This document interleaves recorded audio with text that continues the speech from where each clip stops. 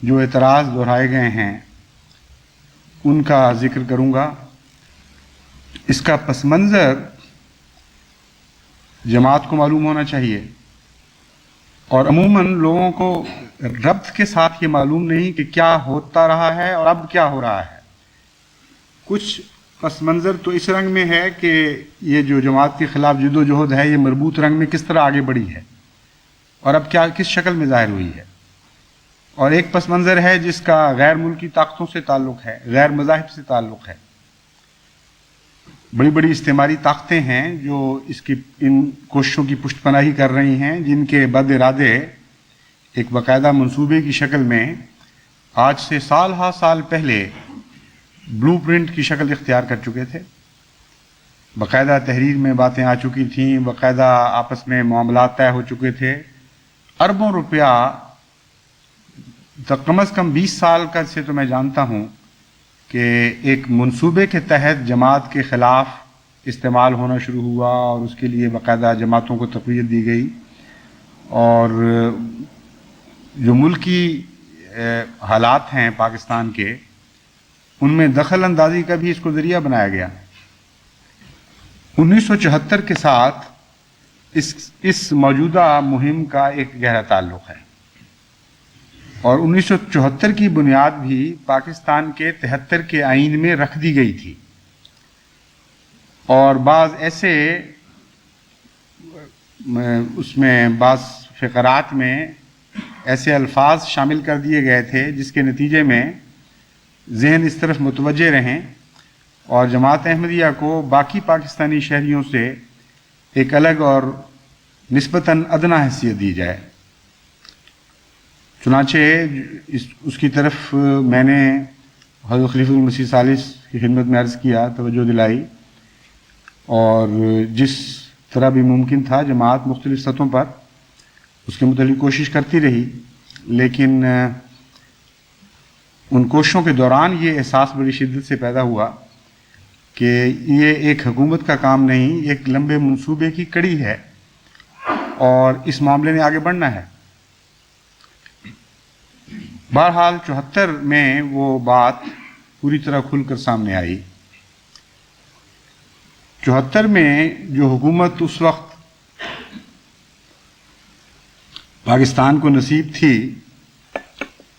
اس حکومت میں اور موجودہ حکومت میں ایک نمایاں فرق ہے۔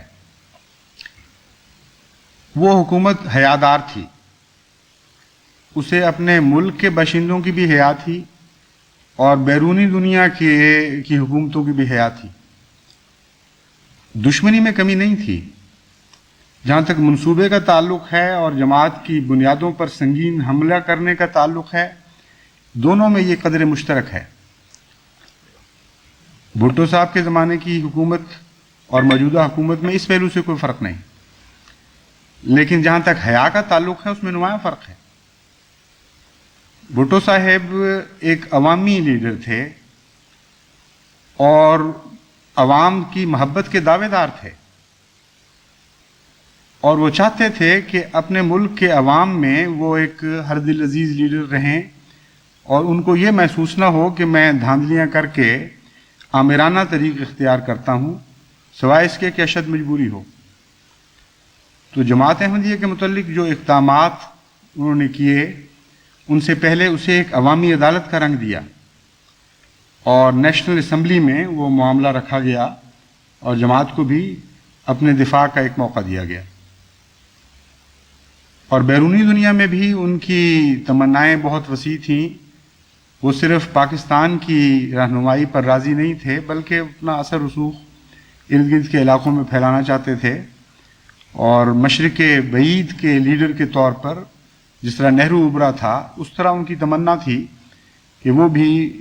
پاکستانی رہنما کے طور پر صرف نہیں بلکہ مشرق بعید کے ایک عظیم رہنما کے طور پر ابھریں اور تمام دنیا میں اپنی سیاست کا لوہا منوائیں۔ اس وجہ سے بھی چونکہ بیرونی دنیا کی شرم تھی ان کی آنکھ میں، وہ چاہتے تھے کہ ان کے سامنے جماعت کا معاملہ اس رنگ میں رکھا جائے کہ گویا وہ بالکل مجبور اور بے اختیار ہو گئے تھے، اور اس کے باوجود انہوں نے عوامی دباؤ کو براہ راست قبول نہیں کیا۔ اور پوری طرح جماعت احمدیہ کو موقع دیا وہ اپنے مسئلے کو پیش کریں، اور ان کے سربراہ کو بلا کر، ان کے ساتھ چند آدمیوں کو بلا کر ایک لمبا عرصہ نیشنل اسمبلی نے اس بات پر وقت صرف کیا اور سوچ بچار کے بعد اس کے بعد یہ نتیجہ نکالا ہے، اس میں میں کیا کر سکتا ہوں۔ تو اس حیا کا یہاں فقدان ہے، اس لیے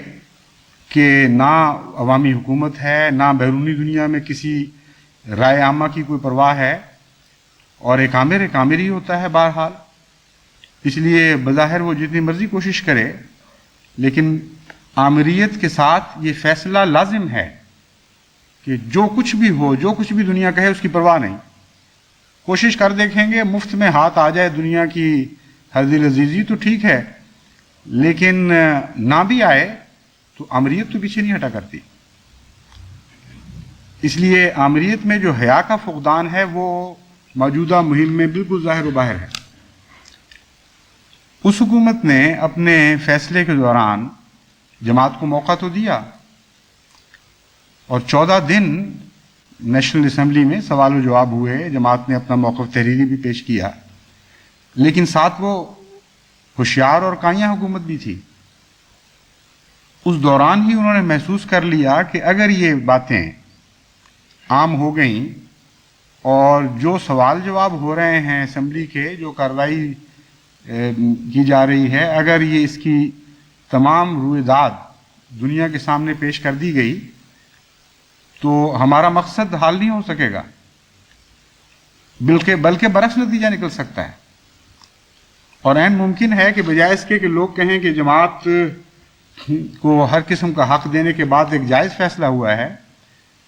بالکل برعکس نتیجہ یہ دنیا نکالے کہ جماعت تو بہت ہی زیادہ مظلوم ثابت ہوئی ہے۔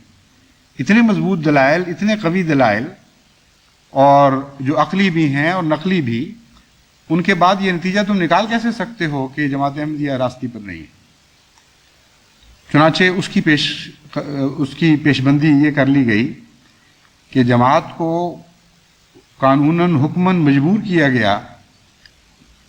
کہ جو بھی کارروائی ہو رہی ہے اس کا کوئی نوٹ، کوئی ریکارڈنگ وہ اپنے پاس نہیں رکھیں گے، اور یہ فیصلہ کر لیا گیا کہ اس کارروائی کو دنیا میں ظاہر نہیں ہونے دینا۔ اس کارروائی کا نتیجہ کیا تھا وہ اس بات سے بھی ظاہر ہو سکتا ہے کہ ایک نیشنل اسمبلی کے ممبر سے ایک موقع پر سوال ہوا کہ آپ اس کارروائی کو شائع کیوں نہیں کرواتے، جب اتنے جھوٹے لوگ ہیں کہ ساری نیشنل اسمبلی نے آپ کے بیان کے مطابق متفقہ فیصلہ دے دیا ہے کہ جماعت احمدیہ غلط ہے اپنے عقائد کے لحاظ سے، اس کا اسلام سے تعلق نہیں، تو پھر شائع کریں اور ان کا جھوٹ دنیا پر ظاہر کریں۔ تو انہوں نے ہنس کے جواب دیا کہ شائع کریں، شکر کرو کہ ہم شائع نہیں کرتے، اگر ہم شائع کر دیں تو آدھا پاکستان احمدی ہو جائے۔ میں سمجھتا ہوں آدھا تو ان کی کثر نفسی تھی، اگر حقیقتاً پاکستان کے شریف عوام تک جماعت احمدیہ کا موقف پہنچ جائے تو کوئی وجہ ہی نہیں کہ سارا پاکستان احمدی نہ ہو جائے، سوائے اس کے ان چند محروموں کے جو ہمیشہ محروم رہتے ہیں، ان کے مقدر میں ہدایت نہیں ہوتی۔ وَمَن يُضْلِلْهُ فَلَا هَادِيَ لَهُ، کوئی دنیا کی طاقت ان لوگوں کو ہدایت نہیں دے سکتی جن کو اللہ تعالیٰ ہدایت نہیں دینا چاہتا۔ تو ایسے استثناءات تو موجود ہیں، لیکن مجھے پاکستان کی بھاری اکثریت سے یہ حسن ظن ہے کہ ان تک اگر جماعت احمدیہ کا موقف صحیح پہنچے،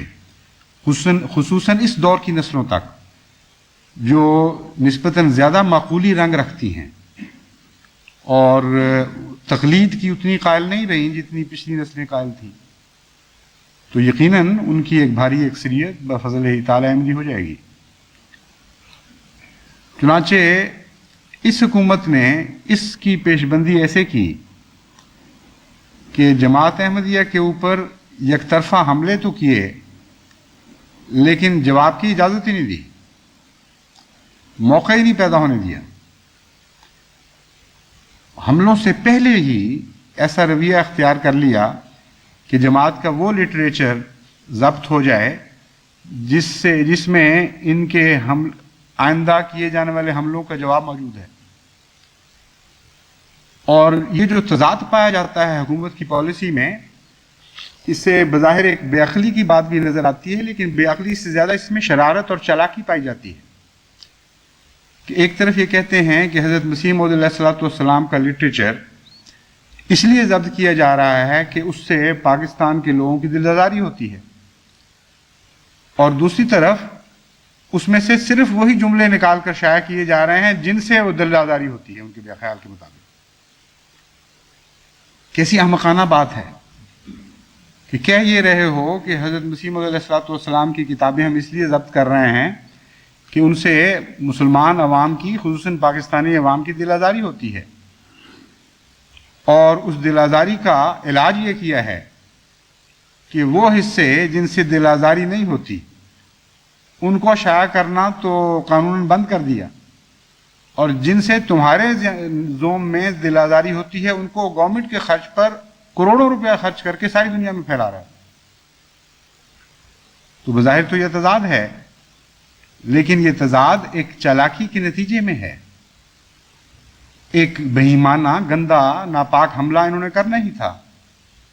چونکہ حضرت مسیح موعود علیہ الصلوۃ والسلام کی کتب میں اس کے جوابات موجود ہیں،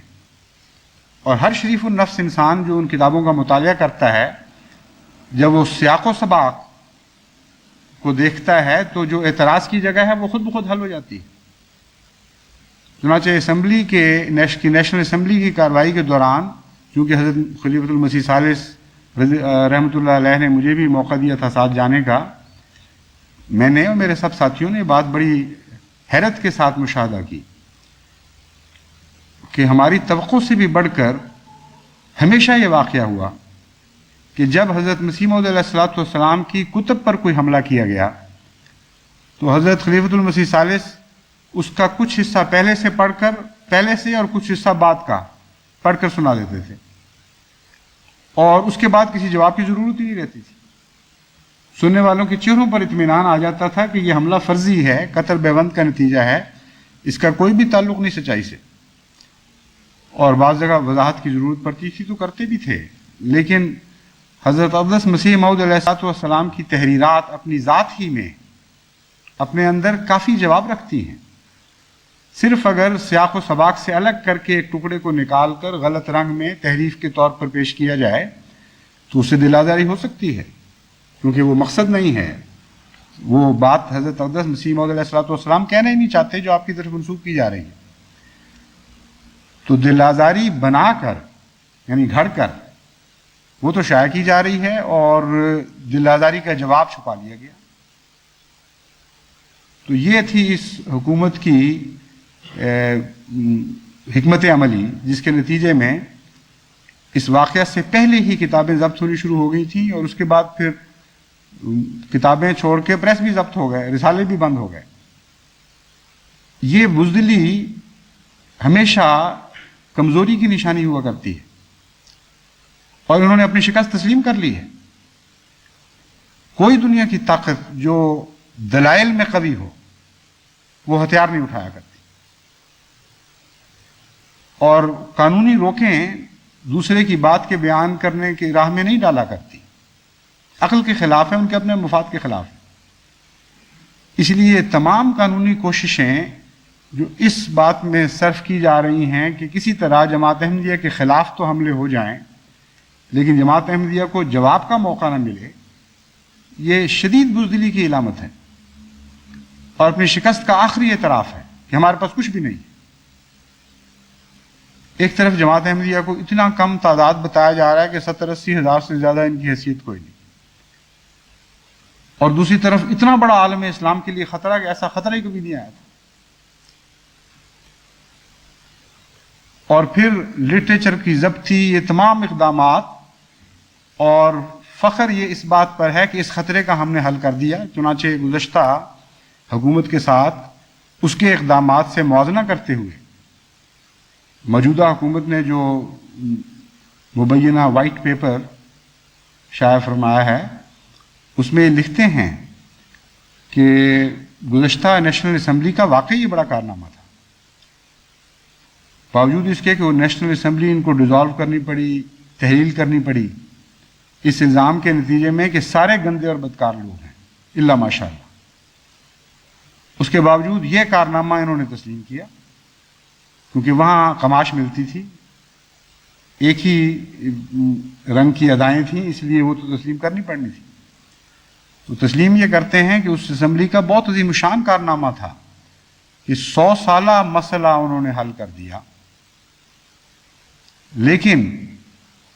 100 سالہ مسئلہ پوری طرح حل نہیں ہو سکا ان سے، کیونکہ جو قوانین رہتے تھے وہ ہم نے ہمارے مقدمے میں لکھے ہوئے تھے، چنانچہ ہم نے وہ قوانین اختیار کر کے اب اس جماعت کا ہمیشہ کے لیے قلع کما کر دیا۔ اور وہ مسئلہ کس طرح حل ہوا، مسلمان خطرے سے بچائے کس طرح گئے، وہ آگے آخر پہ لکھا ہے سب سے۔ وہ کہتے ہیں ہم نے اس طرح یہ مسئلہ حل کر دیا اور اب عالم اسلام کو کوئی خطرہ نہیں رہا جماعت کی طرف سے کہ اذان دینی بند ہو گئی، مسلمان کہلانا بند ہو گیا، کلمہ نہیں یہ پڑھ سکتے اور لکھ سکتے، اور مسجدوں کو مسجد نہیں کہہ سکتے، اور مسلمانوں والی ادائیں اختیار نہیں کر سکتے، قرآن کریم کے احکامات پر عمل نہیں کر سکتے۔ اب ہم کتنے راضی ہیں، کتنا عظیم شان ہم نے مسئلہ حل کیا، یہ آخری نتیجہ نکالا گیا۔ حماقت کی بھی حد ہوتی ہے، یعنی چالاکی کے اندر بھی حماقتیں ہوتی ہیں بعض دفعہ۔ وجہ یہ ہے کہ جس آدمی کے پاس سچائی نہ ہو وہ چالاکی سے اپنے مقصد کو حل کرنے کی کوشش کرتا ہے، اور سچائی نہ ہونے کے نتیجے میں چالاکی کے اندر ایک بے وقوفی شامل ہو جاتی ہے، وہ ضرور ظاہر کرتی ہے اپنے آپ کو۔ اس لیے یہ اندرونی تضاد، یہ بے وقوفیاں، یہ سب ایک جھوٹی چالاکی کا نتیجہ ہیں، سچی عقل کے نتیجے میں یہ تضاد پیدا نہیں ہوا کرتا۔